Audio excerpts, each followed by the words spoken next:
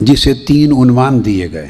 ایک عنوان مقام مصطفیٰ ہے، دوسرا عنوان اس مقام مصطفیٰ ہی کی ایک شان ہے، ختم نبوت مصطفیٰ صلی اللہ علیہ وسلم، اور تیسرا عنوان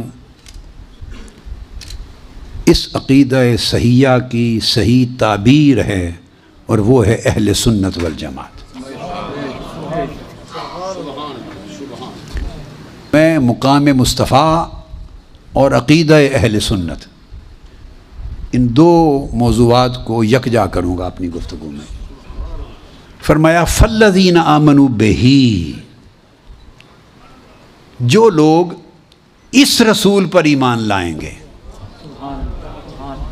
وہ ذات حضور علیہ السلام کو امی فرما رہی ہے آپ کے مرتبہ علم کو بتانے کے لیے کہ کسی سے نہیں پڑھا، وَعَلَّمَكَ مَا لَمْ تَكُنْ تَعْلَمُ، خود اللہ نے آپ کو علم دیا، وَكَانَ فَضْلُ اللَّهِ عَلَيْكَ عَظِيمًا، اور تم ان کو illiterate کہہ رہے ہو اور ان پڑھ کہہ رہے ہو۔ یہ مقام علم کا اظہار ہو رہا ہے، الامی، اور یہ امی میں اصل کا معنی ہے۔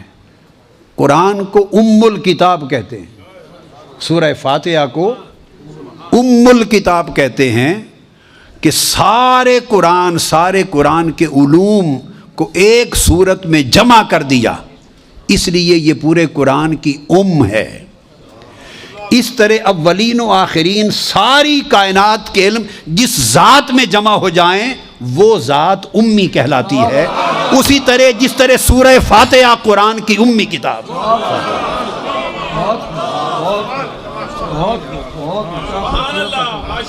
اور مکہ کو ام القریٰ کہا، مکہ کو ام القریٰ کہا، یعنی کرۂ ارضی پر سب سے پہلے جس گھر کو، جس شہر کو اللہ نے بنایا، جس اصل سے کائنات کی ابتدا ہوئی، وہ ام القریٰ ہے۔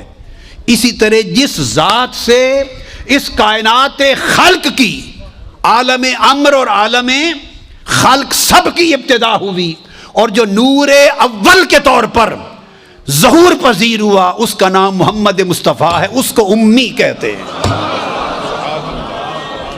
یعنی مکہ اس لیے امی ہے شہروں میں کہ اس سے ساری کائنات پھوٹی، اور تاجدار کائنات اس لیے امی ہیں کہ اس سے سارے انبیاء کی نبوتیں پھوٹی، سب کی رسالتیں پھوٹی، انسانیت کے کمال پھوٹے، ساری کائنات خلق کا وجود حضور کے نور سے پھوٹا۔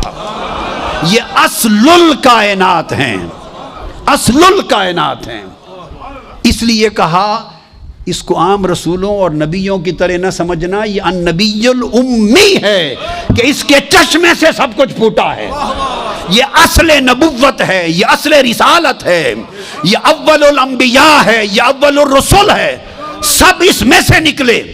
تو جس کو اول الانبیاء اور اول الرسل بنایا، تو حقیقت یہ ہے کہ جو اپنی حقیقت میں اول ہو وہی آخر ہوا کرتا ہے۔ جو حقیقت میں اول ہو وہی آخر ہوتا ہے، اس میں بعدیت نہیں ہوتی۔ تو جس طرح اس نے اپنی ذات کو هو الاول والآخر کی شان دی، هو الاول، اولیت اور آخریت اس کی اپنی ذات کے لائق بنائی۔ فرمایا محبوب وہی شان آپ کو دی ہے، آپ کو امی بنایا تاکہ هو الاول کی شان ظاہر ہو جائے کہ ہر شے کی اصل مصطفیٰ ہیں، اور آپ کو خاتم النبیین بنایا تاکہ آخر بھی آپ ہی ثابت ہو جائے۔ یہ محلل بھی ہیں، محرم بھی ہیں، یہ صرف شارح نہیں، یہ شارح ہیں۔ کچھ کہہ دیں تو وہ شریعت بن جائے، منع کر دیں تو شریعت بن جائے، جس ڈھب سے کھڑے ہو جائیں وہی شریعت سنت بن جائے، جس ڈھب سے بیٹھے وہ شریعت ہو جائے، جس ڈھب سے چلیں وہ شریعت ہو جائے، اگر مسکرا دیں وہ شریعت ہو جائے، کہہ دیں شریعت ہو جائے، رک جائیں شریعت ہو جائے۔ یہ وہ ذات ہے، وہ نبی جن کا اٹھنا بیٹھنا بولنا چلنا کلام سکوت حرکات و سکنات ہر انگ اور ہر ڈنگ اس سے خدا کا دین بنتا ہے، اس سے خدا کا دین بنتا ہے۔ لہذا اور فرمایا وَيُحِلُّ لَهُمُ الطَّيِّبَاتِ، پاک چیزوں کو حلال کر دیتے ہیں۔ اب یہاں ایک نکتہ ذہن میں رکھ لیں، اگر وہ پہلے ہی طیب ہیں، اگر وہ پہلے ہی طیب تھیں تو ان کو حلال کرنے کی ضرورت کیا؟ طیب تو پہلے حلال ہوتا ہے۔ وَيُحَرِّمُ عَلَيْهِمُ الْخَبَائِثَ، اور اگر وہ پہلے ہی پلید ہیں تو انہیں حرام کرنے کی ضرورت کیا؟ پلید پہلے ہی حرام ہوتی ہے۔ اب قرآن نے کیا کہا؟ فرمایا اشیاء کی اپنی اصل اور ماہیت میں مت جاؤ کہ وہ طیبات میں سے ہیں یا خبائث میں سے ہیں، اس رسول کا فیصلہ شریعت ہوگا۔ اس لیے یہ نہیں فرمایا وَيُحِلُّ الطَّيِّبَاتِ، کیا فرمایا؟ نہیں فرمایا کہ طیبات کو حلال کرتے ہیں، وہ لاکھ طیب ہوتی پھریں، جب تک زبان مصطفیٰ سے نہ نکلے کہ یہ حلال ہے وہ حلال ہو نہیں سکتی، وہ طیب ہو کر بھی حلال نہیں ہو سکتی۔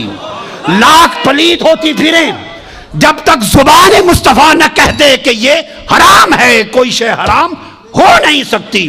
تو حلت و حرمت کسی شے کی اصل ماہیت پر اس کا مدار نہیں کہ وہ طیب ہے یا خبیث، مدار حلت و حرمت کا زبان مصطفیٰ پر ہے۔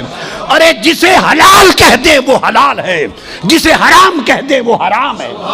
تو گویا شریعت جان نہ ہو تو مصطفیٰ کے لبوں کو دیکھا کرو، لب جو کہہ دے وہی شریعت بن جاتی ہے۔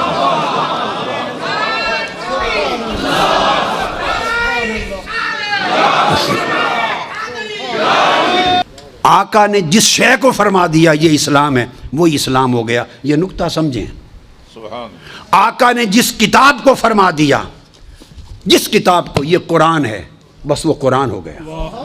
ہمارے پاس قرآن کے قرآن ہونے کی اور شہادت کیا ہے؟ یہ مقام مصطفیٰ۔ اگر مقام مصطفیٰ نہیں سمجھو گے تو مسلمانی کبھی صحیح نہیں ہوگی۔ اسی چیز نے امت کو مار ڈالا ہے۔ غار ہیرا سے اترے میرے آقا، اور آتے ہی اقرا بسم ربک الذی خلق، خلق الانسان من علق، اقرا وربک الاکرم الذی علم بالقلم، علم الانسان ما لم یعلم، پانچوں آیتیں سنا دی۔ پوچھا آقا یہ کیا ہے؟ قرآن ختم ہو گیا یہاں پر، پہلی وہی۔ آقا یہ کیا ہے؟ میرے آقا نے فرمایا یہ قرآن ہے۔ یہ جو جملہ فرمایا یہ قرآن ہے، جس کو ماننے والے مسلمان ہو گئے اور نہ ماننے والے کافر رہے۔ یہ جملہ قرآن ہے یا حدیث ہے؟ بولیے، حدیث رسول ہے نا کہ یہ قرآن ہے۔ تو جنہوں نے مان لیا تو انہوں نے قرآن کا قرآن ہونا پہلے مانا یا حدیث مصطفیٰ کا سچا ہونا پہلے مانا؟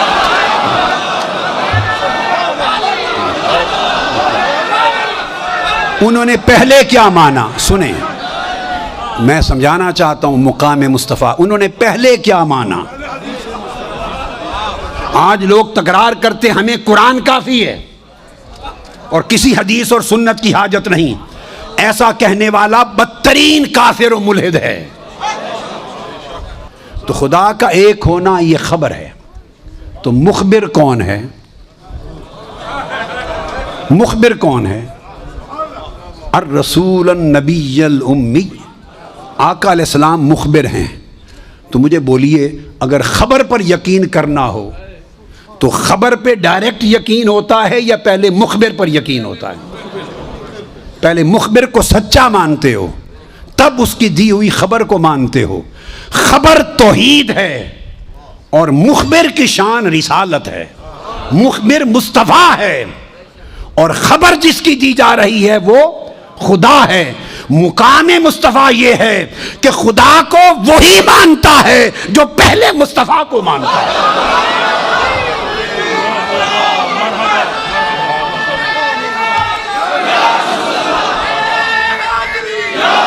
اگر کسی کی طبیعت میں بوجھ آئے تو فتویٰ مجھ پہ جو چاہے لگا دے، مگر بات دلیل سے کر رہا ہوں، دلیل سے سنوں گا۔ خدا کو صرف وہی مانتا ہے جو پہلے مصطفیٰ کو مانتا ہے۔ یہ ہے رسالت اور توحید کا تعلق۔ توحید اس کی وحدانیت اور اس کا ہونا نہ کسی نے دیکھا، نہ سنا، نہ چکھا، نہ چھوا۔ صحیح بخاری اور مسلم میں متفق علیہ حدیث ہے۔ مقام مصطفیٰ صحابہ کرام کے عقیدے سے سمجھو۔ آقا اشارہ فرما کے کہتے ہیں یہ کون سا شہر ہے؟ کیا صحابہ کرام 1.25 لاکھ صحابہ ہیں، حجت الوداع ہے، ان کو معلوم نہیں تھا کہ یہ مکہ ہے؟ بولیے، کسی ایک صحابی نے نہیں کہا یا رسول اللہ یہ مکہ ہے۔ یہ ہے صحابہ کا عقیدہ اور یہ ہے ادب۔ 1.25 لاکھ صحابہ سے پوچھ رہے ہیں یہ کون سا شہر، ایک نے جواب میں نہیں کہا یا رسول اللہ یہ مکہ ہے۔ جس میں جسارت نہ ہو وہ عقیدہ صحابہ کا عقیدہ ہوتا ہے۔ زبان چپ ہو گئی، جس میں نرا ادب اور سکوت ہو وہ عقیدہ صحابہ کا ہوتا ہے، اس کو اہل سنت کا عقیدہ کہتے ہیں۔ صحابہ نے معلوم ہے کیا کہا؟ واللہ اعلم ورسولہ، ہے کعبہ سامنے، وہیں سے آئے ہیں، طواف کر کے آئے ہیں، 3 دن پہلے وہیں سے آئے ہیں، وہیں سے احرام باندھ کر آئے ہیں، وہیں سے احرام باندھ کر آئے ہیں۔ کہتے اللہ اور اس کا رسول بہتر جانتا ہے۔ کوئی جواب نہ دیا۔ پھر آقا علیہ السلام نے فرمایا یہ کون سا مہینہ ہے؟ حج کر رہے ہیں، حج۔ یہ میں اپنی طرف سے نہیں سنا رہا کوئی خبر، بخاری مسلم کی متفق علیہ حدیث ہے، اور کئی طرق سے بخاری مسلم نے کئی بار روایت کی ہے، متفق علیہ۔ اور متفق علیہ سے جو ثابت ہو وہ خبر اور علم قطعی ہوتا ہے، قرآن کی نص کی مانند۔ پھر پوچھتے ہیں آقا علیہ السلام یہ کون سا مہینہ ہے؟ وہی احرام باندھ کے کھڑے ہیں، مینا میں عرفات سے آئے ہیں، مینا میں حج ہو رہا ہے، تو نہیں معلوم کہ یا رسول اللہ یہ حجت الوداع ہے؟ کسی ایک صحابی نے نہیں کیا آقا یہ حجت الوداع ہے۔ واللہ ورسولہ عالم، اللہ اور اللہ کا رسول ہی بہتر جانتے۔ ایسے ہاتھ جوڑ دیا آقا حضور آپ ہی بہتر جانتے، آپ ہی بہتر جانتے۔ عقیدہ صحابہ کے عمل سے لو۔ پھر آقا علیہ السلام فرماتے ہیں آج کون سا دن ہے؟ آپ نے بھی حد کر دی تاکہ قیامت تک لوگوں کو عقیدے کی سمجھ آ جائے۔ ہم کیا جھک مارتے پھرتے ہیں؟ اگر عقیدہ صحابہ سے لے لیں ساری فرقہ بندیاں ختم ہو جائیں۔ جو ڈاکٹر صاحب کہہ رہے تھے نا کہ امت ایک جگہ ہو جائے، ایک جگہ ہو سکتی ہے امت، مگر پہچانو کہ نقطہ ارتکاز کیا ہے، وہ ایک نقطہ کیا ہے جس پر جمع ہو جائیں۔ ہم اس نقطے کی تلاش میں سرگرداں ہیں، اس کی معرفت چاہیے۔ تو فرمایا آج کون سا دن ہے؟ نہیں معلوم کہ مینا میں کھڑے ہیں، قربانی ہونے والی ہے، کل عرفات سے چلے رات مزدلفہ گزاری۔ ایک صحابی 1.25 لاکھ صحابہ میں سے نہیں کہتا یا رسول اللہ آج 10 ذی الحج، کوئی نہیں کہتا۔ اللہ و رسول عالم آقا سونے تو جاننا، سونے سب کچھ تینوں پتہ، سونے سانو کچھ نہیں پتہ، تو جاننا۔ یہ آقا کا یہ صحابہ نے جو 23 برس تربیت فرمائی انہیں یہ عقیدہ عطا کیا۔ یہ بات ہو گئی۔ اب اس کے بعد یہی حدیث متفق علیہ دوسری روایت پہ کسی نے ان سے پوچھا، یہ بخاری اور مسلم کی یہ بھی متفق علیہ، کسی نے پوچھا کہ تمہیں پتا تھا کہ یہ مکہ ہے؟ تمہیں علم تھا کہ یہ ذی الحجہ ہے؟ تمہیں علم تھا کہ آج یہ یوم نحر ہے؟ اور تم بولے کیوں نہیں، بتایا کیوں نہیں؟ قربان جائیں صحابہ کرام کو، انہوں نے جواب دیا وہ سن لو۔ وہاں سے عقیدہ اہل سنت صحابہ سے اس طرح لیا گیا ہے، اسلام کا عقیدہ اس طرح آیا ہے۔ جو اس سے ہٹ کر جو کچھ ہے وہ بدعات اور خرافات ہیں اور وہ دلالات ہیں، جو اس سے ہٹ کر وہ گمراہیاں ہیں۔ تو پوچھا آپ نے پتا تھا، کیوں جواب نہیں دیا؟ صحابہ کرام کہنے لگے خدا کی قسم پتا تھا یہ مکہ ہے، بولے اس لیے نہیں کہ معلوم نہیں تھا کہ یار کا منشا کیا ہے، معلوم نہیں تھا حضور کا منشا کیا ہے۔ ہم مکہ کہہ دیتے، حضور اس کا کوئی نام بدل دیتے، کوئی اور نام دے دیتے۔ اب یہ بات بڑی سمجھنے والی ہے۔ صحابہ جب یہ کہہ رہے ہیں یہ بڑا خاص نقطہ علماء کرام کے لیے اور مدرسین کے لیے. جب صحابہ کرام بخاری مسلم میں روایت کے مطابق متفق علیہ جب کہہ رہے ہیں کہ ہم بتا دیتے حضور نام بدل دیتے تو وہی ہو جاتا جو فرما دیتے. جب یہ جواب دے رہے تھے انہیں قرآن کی وہ آیتیں یاد نہیں تھی، اول بیت وضع ببکہ، کہ یہ مکہ شہر ہے. ہائے ہائے ہائے، ان صحابہ کو نہیں معلوم تھا کہ قرآن اس شہر کو مکہ کہہ چکا ہے. ارے قرآن اس شہر کو مکہ کہہ چکا ہے، جانتے ہوئے کہ قرآن نے ڈکلیئر کر دیا یہ مکہ. پھر احتمال ہو رہا ہے کہ ہم مکہ کہیں حضور نام بدل دیں تو بھلے قرآن میں آ گیا تھا، اگر حضور نے کہہ دیا یہ مکہ نہیں آج سے یہ مدینہ ہے، اس کا نام مدینہ ہو جائے.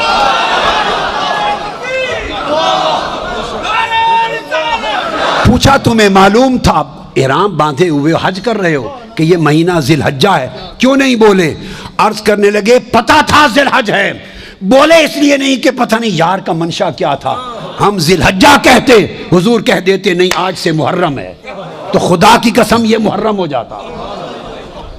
یہ کیوں نہیں بتایا کہ آج عید کا دن ہے، نہر کا قربانی کا دن ہے؟ معلوم تھا ہم یہ لیتے، حضور اسے کوئی اور دن قرار دے دیتے. جو زبان سے نکل جاتا وہی شریعت بن جاتی. اس لیے ہم نہیں چاہتے تھے کہ منشا یار کا کیا ہے، منشا ہمارا حضور کے منشا سے ٹکرا نہ جائے. سب کچھ قرآن کے ذریعے علم ہے، مگر تب بھی جویائی کی جسارت نہیں کرتے. یہ ہے مقام مصطفیٰ جس کی معرفت صحابہ کو تھی. اس مقام کی جگہ ہو جس عقیدے میں، تب وہ ایمان بنتا ہے، ورنہ نیری بے ایمانی ہے. نیری بے ایمانی. تو سمجھنے والی بات ہے توحید. قل هو اللہ احد، سورہ توحید نے نقطہ سمجھا دیا کہ اللہ ہو کر نبی کے واسطے کے بغیر اپنے بندوں سے بات نہیں کرتا. اللہ ہو کر نبی کے واسطے اور وسیلے کے بغیر اپنے بندوں سے بات نہیں کرتا. اور نادانو، تم بندہ ہو کر نبی کے واسطے وسیلے کے بغیر خدا سے بات کرتے. وہ رب جو قادر مطلق ہے وہ خدا ہو کر بندے سے کلام نہیں کرتا. جب کلام کرنا چاہے نبی کو وسیلہ بناتا ہے، واسطہ بناتا ہے. یہی معنی رسالت ہے.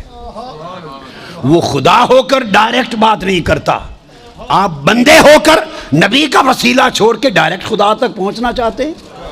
یہ توحید کے خلاف ہے. قاعدہ کلیہ یہ ہے کہ اگر حضور کی ذات سے، بڑی خاص بات بتا رہا ہوں، حضور کی ذات سے تعلق اگر علم و نظر کا ہو اور فکر کا، معرفت کا ہو، تو عقل اور علم و نظر کا تعلق رکھ کے کوئی مومن نہیں بنتا. مومن تب بنتا ہے جب دل جڑ جائے مصطفیٰ کے ساتھ، تصدیق قلبی ہو جائے. تصدیق شرعی کہتے ہیں ربط قلبی کو، دل کی گانٹھ بندھ جائے مصطفیٰ کے قدموں سے. تصدیق شرعی تب بنتی ہے کہ ربط قلبی پیدا ہو جائے، دل ماننے لگے. اور دل ماننے کو آئے، بڑا الف بے بھی نہ آتا ہو تب بھی دل کیا ہے مان لے. ہائے ہائے. بلال حبشی، اس نے کون سی علم اور منطق کی کتابیں پڑھی تھیں، مگر اس جیسا ایمان کسی عالم کا ہوگا؟ اب یہ ایمان کی بحث تھی. اب یہی بات عقیدے میں سنا دوں. عقیدہ کے اعتبار سے عقیدہ عقد سے ہے. اس کا معنی توثیق اور الربط بالقوہ، مضبوطی سے گانٹھ باندھ دینا. توحید مابہ الاشتراک، عقیدہ آخرت مابہ الاشتراک، عقیدہ رسالت عمومی مابہ الاشتراک. امتیاز کہاں ہے جس سے مسلمان نکھر کے سامنے آ جائے مسلمان ہونا، اور کوئی اور اس کا مشترک نظر نہ آئے؟ وہ صرف شان رسالت مصطفیٰ ہے جو مسلمان کو ممتاز کر دیتی ہے سب مذاہب سے، سب عقائد سے ممتاز کر دیتی ہے. نقطہ ارتکاز اگر مسلمانوں کو اکٹھا کرنے کا ہم نے تلاش کرنا ہے تو عقیدہ مقام مصطفیٰ پہ اکٹھا ہونا ہوگا، عظمت شان مصطفیٰ پر اکٹھا ہونا ہوگا۔ نہ توحید مسلمانوں کو امتیاز دیتی ہے، نہ عقیدہ آخرت دیتا ہے، نہ رسالت عمومی کا تصور دیتا ہے، فقط عظمت و شان مصطفیٰ۔ یہ امتیاز اسلام ہے، یہ امتیاز اسلام ہے۔ وہ نہیں مانتے، سب چیزیں ان میں تھیں۔ آپ قرآن مجید سورہ بقرہ کو پڑھیے، آل عمران کو پڑھیے، آیات قرآن مجید کی، قرآن تعریفیں کرتا ہے ان کی، کہتا ہے کہ آنا راتوں کو قیام کرتے ہیں اہل کتاب۔ قرآن نے کہا سب اہل کتاب ایک جیسے نہیں ہوتے بھائی، قرآن نے کہا سب کو برا نہ کہو، یہ قرآن اللہ فرما رہا ہے، سارے ایک جیسے، بڑے بڑے ایماندار بھی ہیں، یہ قرآن کہہ رہا ہے۔ سنتے آئیے ذرا، قرآن کہتا ہے سب ایک جیسے نہیں، راتوں کو اٹھ کر قیام کرنے والے بھی ہیں۔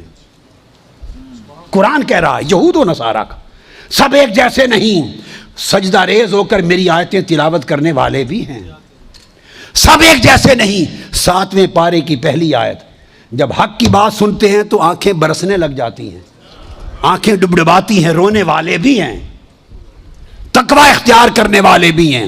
یہ ساری تعریفیں ہوتی گئیں، مشرک نکل گئے تھے، جو برے تھے ان کو نکال دیا، کچرا نکال دیا۔ آپ بات کو سمجھ گئے نا؟ مگر کہا کہ کچھ ایسے بھی ہیں جو صحیح عقیدے پر آ رہے ہیں، راتوں کا قیام کرتے، آیتوں کی تلاوت کرتے، میری معرفت کی بات سنتے تو ان کی آنکھیں رم جم روتی ہیں، ایسے بھی ہیں۔ یہ سب تعریفیں ہوتی چلی آ رہی تھیں، یک لخت تاجدار کائنات کی بے ست ہو گئی۔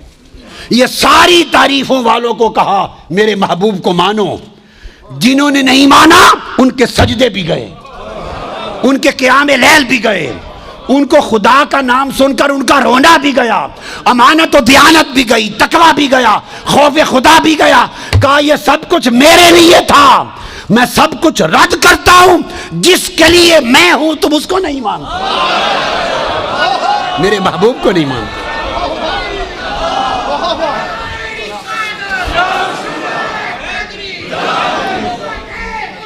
سورہ مائدہ کی پہلی آیت، ارشاد فرمایا یا ایھا الذین آمنوا اوفوا بالعقود،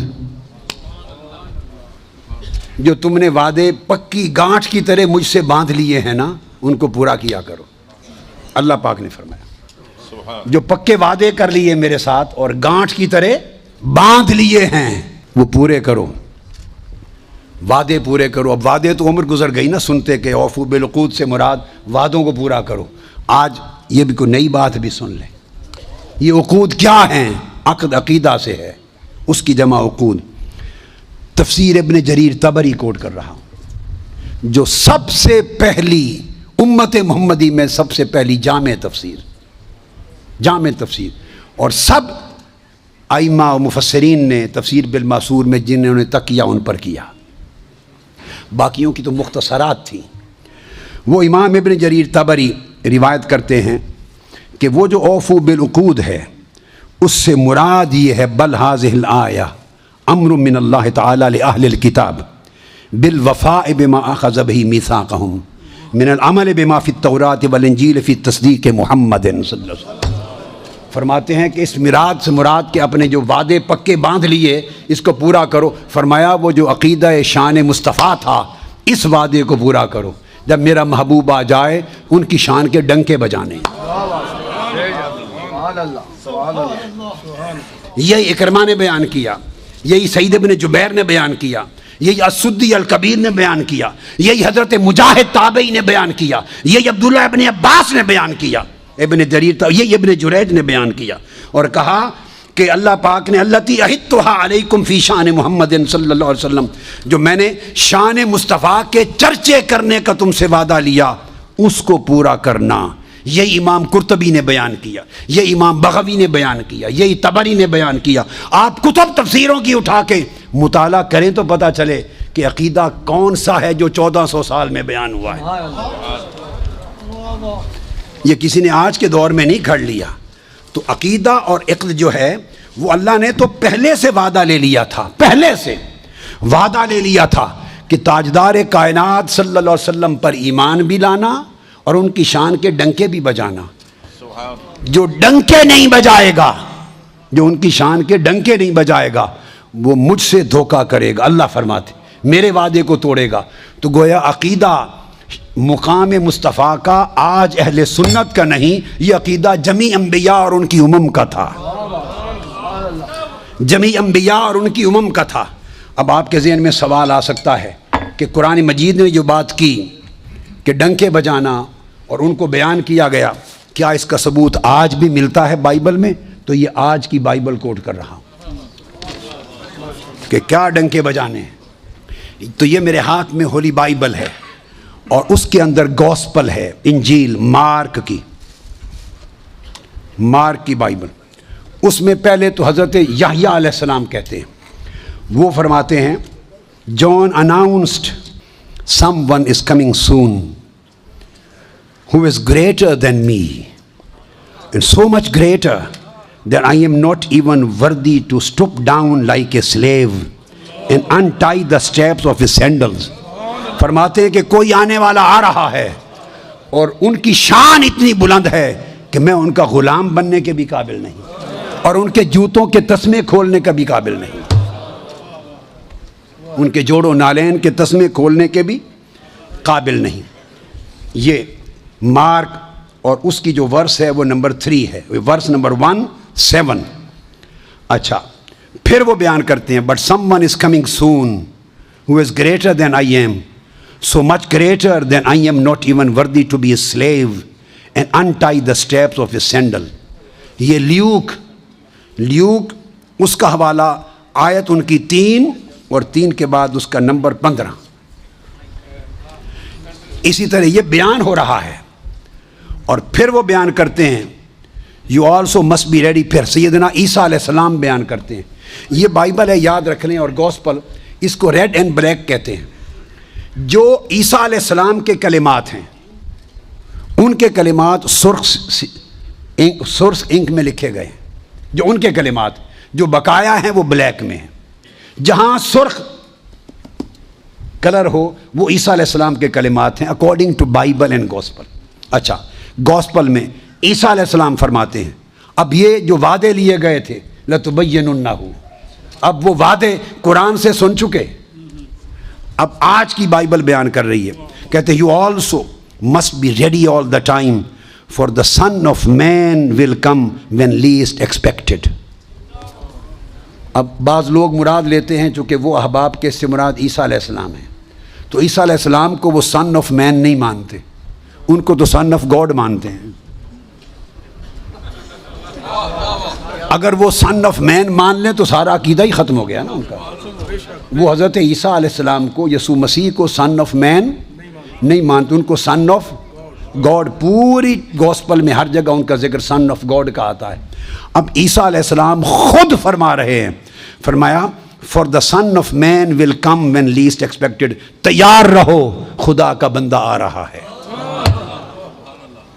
یہ عیسیٰ علیہ السلام فرما رہے ہیں coming of son of man. اس کا ٹائٹل یہ ہے coming of son of man. اور پھر یہی چیز پھر آپ کہتے ہیں if you love me obey my commandments and I will ask the father and he will give you another advocate who will never leave you. اگر میرا کہنا مانو تو میں عرض کروں گا خدا میرے بعد ایک تمہیں نیا مددگار عطا کرے گا جو خدا کے حضور تمہاری وکالت اور شفاعت کرے گا. And he will never leave you. وہ خاتم النبیین ہوگا، قیامت تک انہیں کی نبوت اور رسالت رہے گی. یہ ختم نبوت. ہی ول نیور لیو یو، قیامت تک اسی کی نبوت اور رسالت رہے گی. And he is the holy spirit who leads into all truth.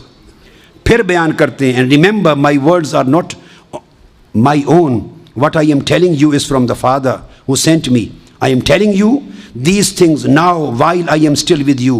But when the Father sends the advocate, میرے بعد جب اس نئے تمہاری وکالت و شفاعت کرنے والے کو بھیجے گا, as my representative, that is the Holy Spirit, he will teach you everything and will remind you of everything I have told you. مصدقا لما بین یدی. جو کچھ ہم پہلے بیان کر گئے وہ ان کی تصدیق کر دیں گے۔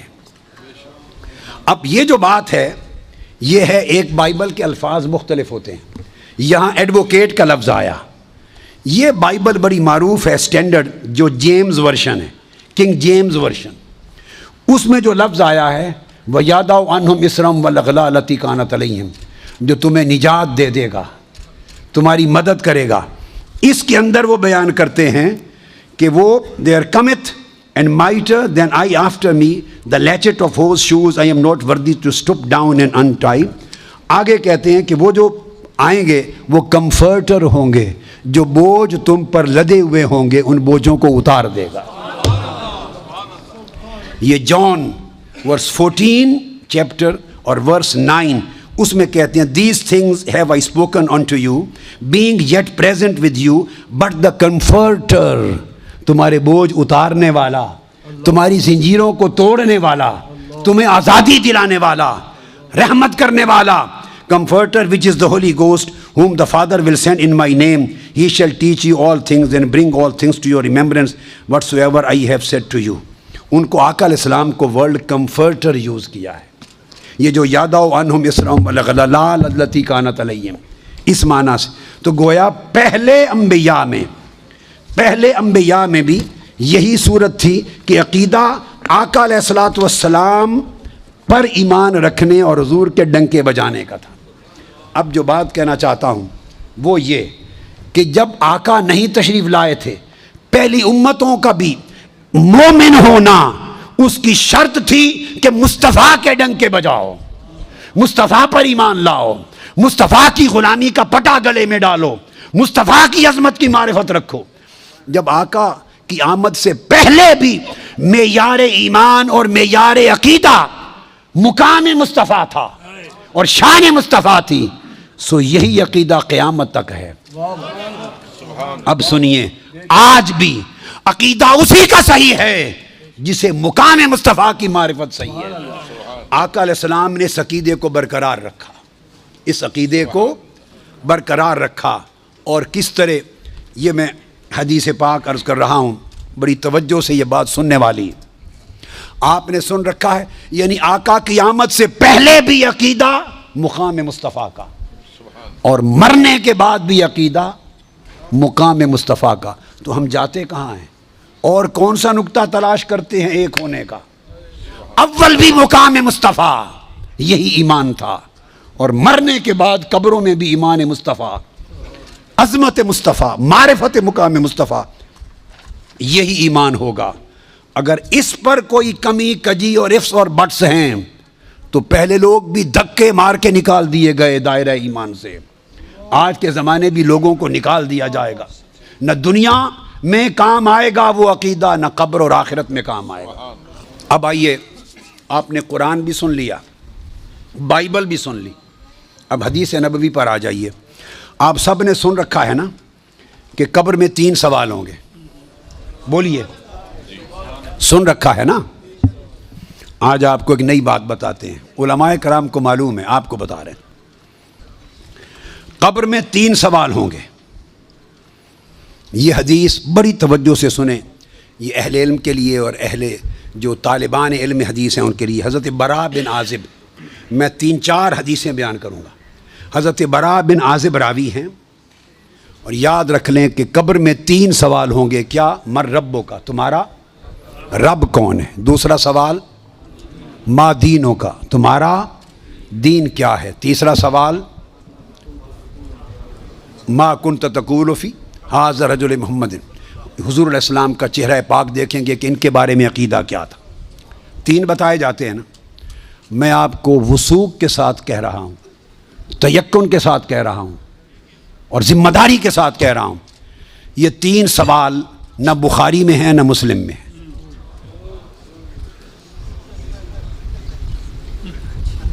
یہ 3 سوال نہ صحیح بخاری میں ہیں، سب سے بڑی کتب حدیث کی کون سی ہیں؟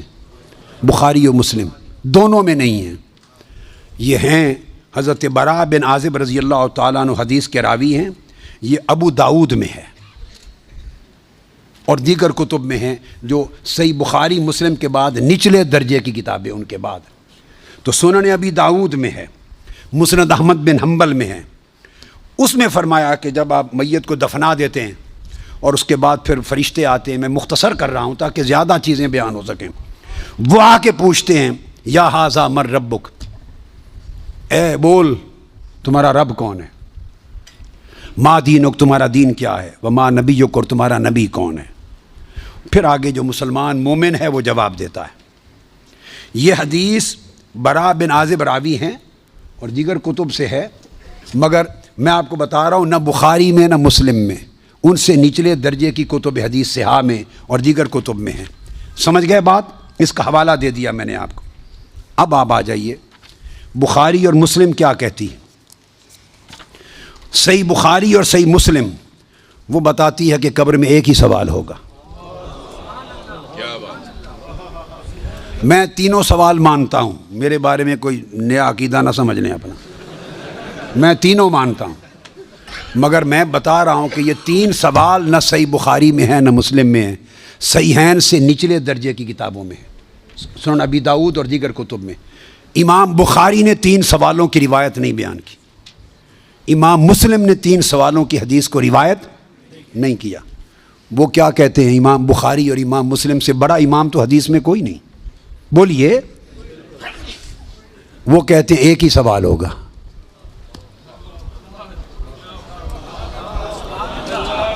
اب ٹکراؤ آ گیا بخاری اور مسلم کی صحیحین کی روایت میں اور نچلے درجے کی کتب صحاح کی روایت میں ٹکراؤ آ گیا، مگر ٹکراؤ نہیں، پھر تطبیق کریں گے، جوڑیں گے معنی کو۔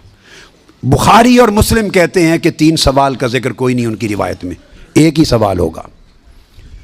انس بن مالک رضی اللہ تعالیٰ عنہ روایت کرتے ان العبد اذا وضع فی قبرہ وتولى عنہ اصحابہ انه لیسمع قرع نعالہم اتاہ ملکان یقعدانہ فیقولان ما کنت تقول فی ھذا الرجل لمحمد صلی اللہ علیہ وسلم۔ صحیح بخاری۔ یہ صحیح بخاری کتاب الجنائز کو اٹھا کے دیکھ لیں، حدیث نمبر 1308 جا کے مطالعہ کیجئے۔ پھر کتاب الجنائز میں حدیث نمبر 1673، صحیح مسلم کتاب الجنہ و صفت نعیمہا، پھر ابو داود میں بھی ہے، نسائی میں بھی، احمد بن حنبل، ساری کتب صحاح میں یہ حدیث، اور بخاری اور مسلم کی متفق علیہ۔ اگر متفق علیہ حدیث کچھ اور بتائے اور نچلے درجے کی کتب حدیث اس سے مختلف مضمون بتائے اور تطبیق نہ ہو سکے تو کس کو اختیار کیا جائے گا؟ متفق علیہ کو۔ درست قاعدہ ہے نا، یہاں تطبیق ہے، آگے چلتے ہیں۔ مگر امام بخاری نے روایت کیا کہ حضور علیہ السلام نے فرمایا بندے کو جب قبر میں رکھ دیا جاتا ہے اور اس کے دفنانے والے جب چلے جاتے ہیں اِنَّهُ لَيَسْمَعُ قَرْعَ نِعَالِهِمْ، عام میت بھی واپس جانے والوں کی جوتوں کی آہٹ سنتا ہے۔ یہ متفق علیہ حدیث کے الفاظ ہیں، اِنَّهُ لَيَسْمَعُ قَرْعَ نِعَالِهِمْ، پلٹنے والوں کے جوتوں کی آہٹ سنتا ہے۔ ہم جھگڑے کرتے پھرتے ہیں، خدا کا خوف ہونا چاہیے۔ عام میت پلٹ کے جانے والوں کی جوتوں کی آہٹ سنتا ہے، آپ کہتے ہیں اولیاء قبروں میں آپ کا سلام نہیں سنتے۔ ہم کس چکر میں، ہم نے عقیدے کہاں سے لیے ہیں، ہم نے کیا ڈھونگ رچا رکھا ہے؟ آقا فرماتے ہیں عام میت سنتا ہے قبر میں لیٹا ہوا جوتوں کی آہٹ۔ اگر ہم سمجھیں کہ اولیاء اور صلحاء جو عام میت سے اونچے درجے وہ قبر پہ آنے والوں کو نہیں سنتے، یہ عقیدہ کہاں سے آ گیا؟ جب لوگ مر جاتے ہیں تو فرشتے آ کے اٹھا دیتے ہیں اور بٹھا کر پوچھا ما کنت تقول، کانا یکون جب مضارع پر آتا ہے تو ماضی استمراری کا فائدہ دیتا ہے۔ یہ نہیں پوچھا جائے گا جب قبر میں پردے اٹھا دیے جائیں گے اور چہرہ مصطفیٰ سامنے ہوگا، ملائکہ کے ہاتھ میں گرز ہوں گے کہ کیا جواب دے پاتا ہے یا نہیں۔ جب چہرہ مصطفیٰ سامنے ہوگا تو ہر بھولے ہوئے کو بھی سبق یاد آ جائے گا، پتہ چل جائے گا یہ تو مصطفیٰ ہے۔ چونکہ شان آشکار ہو جائے گی تو فرمایا یہ نہیں پوچھنا کہ ان کے بارے میں عقیدہ کیا ہے، یہ نہیں پوچھنا۔ فرشتوں پوچھنا ما کنت تقول، جب تقریر کرتا تھا جامع مسجد میں منبر رسول پر تو تب کیا کہتا تھا، جب جلسے کرتا تھا اور ذکر آتا تھا میرے مصطفیٰ کا، ما کنت تقول، گلے پھاڑ پھاڑ کر تب کیا کہتا تھا؟ جب کتابیں لکھتا تھا تو میرے محبوب کی شان میں کیا لکھتا تھا؟ یہ نہ بتا کہ آج لے ان کی پناہ، آج مدد مانگ ان سے، کل نہ مانیں گے، قیامت کو اگر مان گیا، ارے جب چہرہ مصطفیٰ سامنے ہوگا،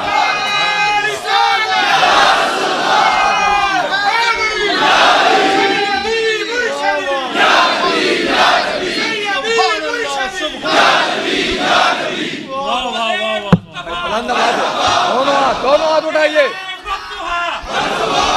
اٹھائیے، دونوں ہاتھ اٹھا کے سیدی و مرشدی، ارے سیدی و مرشدی۔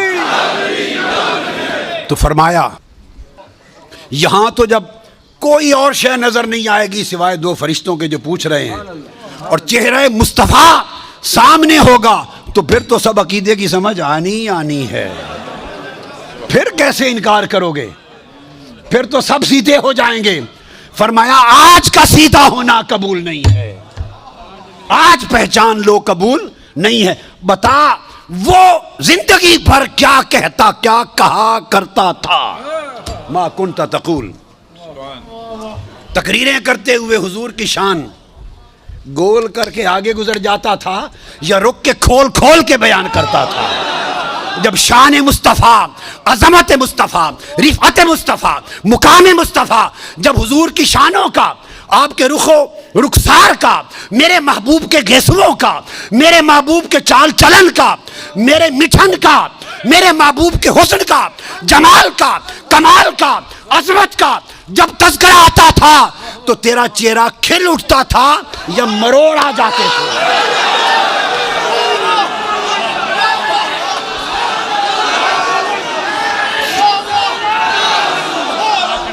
جب میرے محبوب کی نعت پڑھی جاتی تھی، جب میرے محبوب کی نعت پڑھی جاتی تھی، جب میرے محبوب کی عظمت کے تذکرے ہوتے تھے، اس وقت تیرے چہرے کا رنگ کیسا ہوتا تھا؟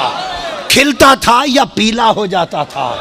اور جب خطاب کرتا تھا حضور کی شان میں، ایسے دو چار جملے بول کے گزر جاتا تھا یا ساری رات اسی پر لگا دیتا تھا؟ ما کنت تقول فی حق ھذا الرجل لمحمد، بول کیا کہا کرتا تھا؟ وہ عقیدہ پوچھا جائے گا جو اس دنیا میں رہا۔ تو فرمایا پھر مومن بتائیں گے کہ یہ حضور ہیں، اور باقیوں کو یہ متفق علیہ حدیث بخاری مسلم کی، امام بخاری مسلم کا عقیدہ یہ ہے کہ ایک ہی سوال ہوگا، فرشتے کہیں گے چھوڑے باقی گلاں نوں، اے دس اس سونے دے بارے چ کی آکھنا ہوں دنیا چ، وہ باقی تبلیغاں تیریاں سن لواں گے، وہ ساری تبلیغاں، تیری تقریراں، تیری تبلیغاں، تیری کتاباں، تیرے مدرسے سارے دیکھے جان گے، پہلے دس اس سونے دے بارے چ کی آکھنا۔ ما کنت تقول فی حق ھذا الرجل لمحمد، یہ صحیح بخاری کی حدیث ہے۔ یہی حضرت انس بن مالک بے بس مانتا تھا، بے کس مانتا تھا، یا مختار کل مانتا تھا؟ صرف بشریت میں کھسا رہتا تھا اور پریشان رہتا تھا، یا اس سے آگے بھی کچھ نظر آتا تھا مصطفیٰ کی شان کا، نورانیت کو؟ میرے محبوب کی شان کیا مانتا تھا؟ کہ علم تھا نہیں تھا، اسی گورکھ دھندے میں رہتا تھا، یا ساری کائنات ما کان و ما یکون کے علم محبوب کے قدموں میں تھے؟ کیا بیان کرتا تھا شان میرے مصطفیٰ کی؟ جب ان کی ولادت کا دن آتا تھا تو منہ گھسیڑ کے بیٹھ جاتا تھا مروڑ کر، یا چہرہ کھل اٹھتا تھا آج میرے مصطفیٰ کے میلاد کا دن ہے؟ تمہارے بیٹے کی ولادت کا دن آئے تو خوشیاں مناتے تھے، جب میرے مصطفیٰ کی ولادت کا دن آتا تھا تیرے چراغ بجھ جاتے تھے یا چراغاں ہوتا تھا؟ ما کنت تقول فی حق ھذا الرجل محمد، ساری زندگی مصطفیٰ کے ترانے گانے میں گزری ہے یا تنقید کرنے میں گزری ہے؟ عمر بھر مصطفیٰ کے ڈنکے بجانے میں گزری ہے یا بخیلی اور کنجوسی کرنے میں گزری ہے؟ فرمایا جب یہ طے ہو گیا کہ مسلمان ہے تو فرشتوں جب مسلمان کا پتہ چل جائے کہ یہ میت مسلمان کی ہے اور کچھ نہ پوچھو، فقط مقام مصطفیٰ کا پوچھو، مقام مصطفیٰ، بس کیا عقیدہ، اور وہ بھی پوچھو کیا کہا کرتا تھا۔ فرمایا پہچان لو، وہ جو کہتا تھا آقا علیہ السلام کو اتق اللہ، اللہ سے ڈرو، بات اس نے بھی اللہ کی تھی، مگر یہ خبر نہیں تھی کہ کر کس کو رہا ہے۔ اللہ کے ادب میں کمی نہیں تھی، چونکہ بارگاہ مصطفیٰ میں بھی بات اللہ کی کر رہا ہے، اتق اللہ، اللہ سے ڈرو۔ اور کس پر کہا؟ جب آقا نے فرمایا کہ میری امانت پہ شک کرتے ہو مجھ پر، میں تو وہ ہوں جس کے پاس رات اور صبح و شام آسمان کی غیب کی خبریں آتی ہیں، اور میں غیب کی آسمانی خبروں کا امین ہوں۔ جب آقا نے فرمایا آسمان کی غیبی خبروں کا امین ہوں، تو آسمانی غیبی خبروں کی بات کی تو اس کی رگ پھڑک اٹھی، اس نے کہا اتق اللہ، اللہ سے ڈرو۔ یعنی آقا علیہ السلام کے اس علم وسیع کا قائل نہیں تھا، اس علم ہماگیر، علم کل کا قائل۔ جب کہا نا کہ صبح و شام آسمانوں کی غیبی خبریں آتی ہیں، میں تو علم الہی کا امین ہوں اور تم مجھے دنیا کی امانتوں میں شک کرتے ہو، اس پر اس کی رگ توحید پھڑک اٹھی، اس کی رگ توحید پھڑک اٹھی۔ کہتا ہے حضور کو اتق اللہ، اللہ سے ڈرو، اعدل، عدل کرو۔ جب یہ کہا تو سیدنا فاروق اعظم اٹھے، عرض کی یا رسول اللہ اجازت دے اس منافق کا سر قلم کر دوں۔ میں بخاری مسلم کی متفق علیہ حدیث سنا رہا ہوں آپ کو، متفق علیہ۔ فرمایا نہیں۔ ایک حدیث میں خالد بن ولید اٹھے، فرمایا آقا مجھے اجازت دیں اضرب عنق ھذا المنافق، میں اس منافق کی گردن قلم کر دوں۔ فرمایا نہیں، لوگ کہیں گے مسلمان کو مارتے ہیں، اس کی پشت میں سے ایسے لوگ پیدا ہوں گے، اور صحابہ کرام سے کہہ رہے ہیں، صحابہ سے، کہ تم اپنی نمازیں ان کی نمازوں کے مقابلے میں حقیر جانو گے، اتنے نمازی ہوں گے کہ تمہاری نمازیں کم لگیں گی۔ تو نمازوں کی کثرت ہے، اتنے روزے رکھیں گے تمہارے روزے کم لگیں گے، اتنی تلاوت قرآن کریں گے کہ تمہیں تلاوت قرآن کم لگے گی۔ اور عبداللہ ابن عباس فرماتے ہیں راتوں کو تہجد میں کھڑے کھڑے ان کے ہاتھ سوکھ گئے تھے، ٹہنیاں نظر آتی تھی، قیام لیل کرتے تھے۔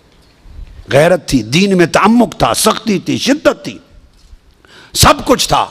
نماز، روزہ، تلاوت قرآن، نماز شریعت کی پابندی، اس کے اوپر سختی، شدت و تعمق، کچھ بھی بچا نہ سکا، فقط ایک بارگاہ مصطفیٰ میں سوء ادب تھا۔ سب کچھ تھا، ایک ادب مصطفیٰ نہ تھا۔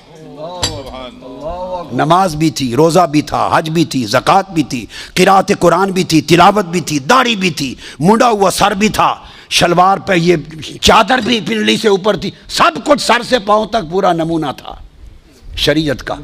صرف ایک چیز نہ تھی، حیاء رسول نہ تھا، ادب رسول نہ تھا، بارگاہ مصطفیٰ کی پہچان نہ تھی، مقام مصطفیٰ کا شعور نہ تھا۔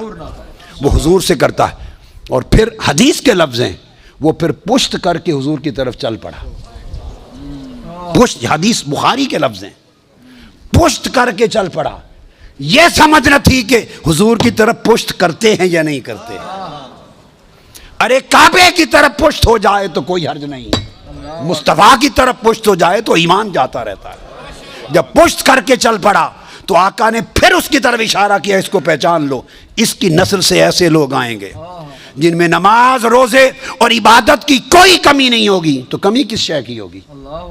صرف محبت و عدد مصطفیٰ کی، مقام مصطفیٰ کی پہچان نہیں ہوگی۔ فرمایا وہ دین سے خارج ہوں گے جیسے تیر شکار سے خارج ہو جاتا ہے۔ تو اگر مقام مصطفیٰ کی معرفت نہ رہی کوئی شے کام نہیں آئے گی، اور اگر معرفت مقام مصطفیٰ ہو گئی اور حضور کے عشق اور محبت اور ادب کا شعور مل گیا، کئی کمیاں پوری ہو جائیں گی۔ جس مضمون پر تاکید اور زور، قوت ڈالنی ہو اور سننے والوں کو جھنجھوڑنا، ہلانا ہو اور طاقت ظاہر کرنی ہو، ورفعنا، پھر وہ ہم کا لفظ استعمال کرتا ہے۔ تو فرمایا ورفعنا، ہم نے بلند کیا، محبوب کا ذکر، محبوب کی شان۔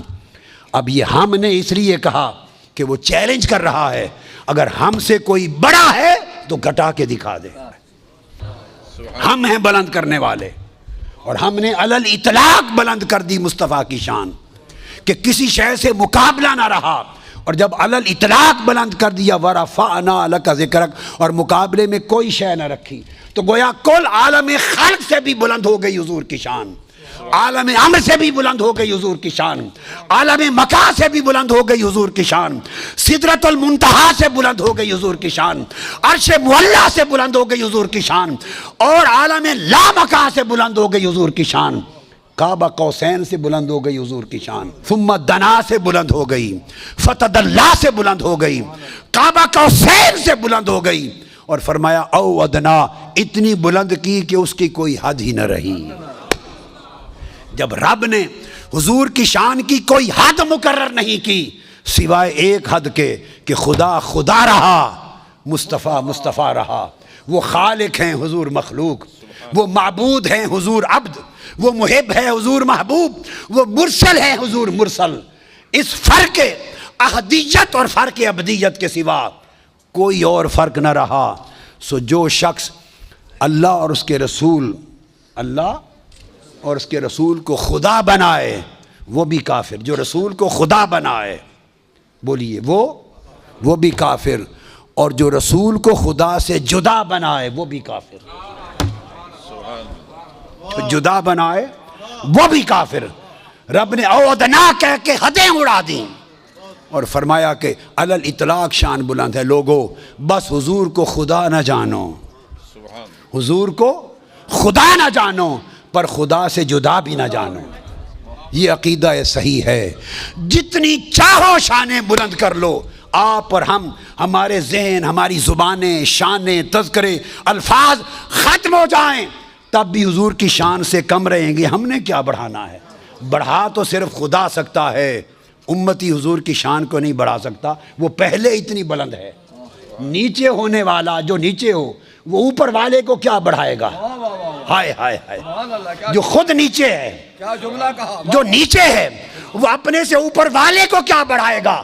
ارے اس کی تو دماغ، فہم، علم، ذکر، بیان بھی نہیں پہنچتا اس بلندی پر جس پر پہلے مصطفیٰ ہیں۔ ہم نے کیا بڑھانا ہے؟